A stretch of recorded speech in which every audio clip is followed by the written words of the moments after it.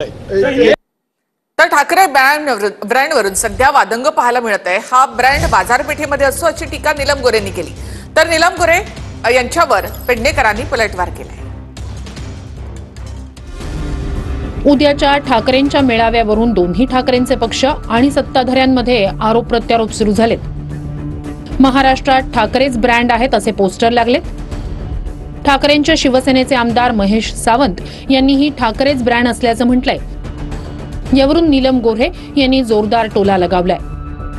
Thackeray brand महाराष्ट्रात परत एकत्र येतात, एका व्यासपीठावरती येतात, त्याचा आनंद पूर्ण महाराष्ट्राला आहे। ठाकरे ब्रँड महाराष्ट्रात परत एकत्र येतात, एका व्यासपीठावरती येतात, त्याचा आनंद पूर्ण महाराष्ट्राला आहे। मुळामध्ये ब्रँड हा जो शब्द आहे तो आपण बाजारपेठेतल्या एखाद्या उत्पादनाला वापरतो।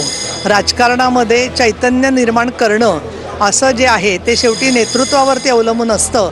त्यामुळे काही गोष्टींची उत्तर काळ देईल। तुझे कारनामे सगळे माहिती आहे। थर्ड क्लास बाई आहे, तिला म्हणे तुझे गोरे आहे ना, तुझे कारनामे सगळे माहिती आहे। थर्ड क्लास बाई आहे।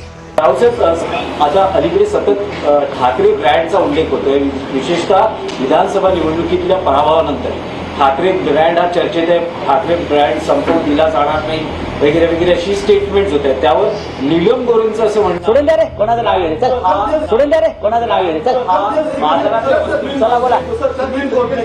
ब्रँडवरून सुरू झालेल्या वादात भाजपच्या नेत्यांनीही उडी घेतली।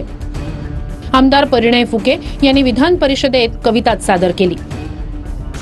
धारावीत दाखवली रुबाब, लुंगी बहादूर छोटे नवाब, बुडा खालून गेल्या खुर्च्या म्हणून मराठीचा मोर्चा, मुडीत कधीच निघाला ब्रँड, मुडीत कधीच निघाला ब्रँड, सावभावाने वाजल्या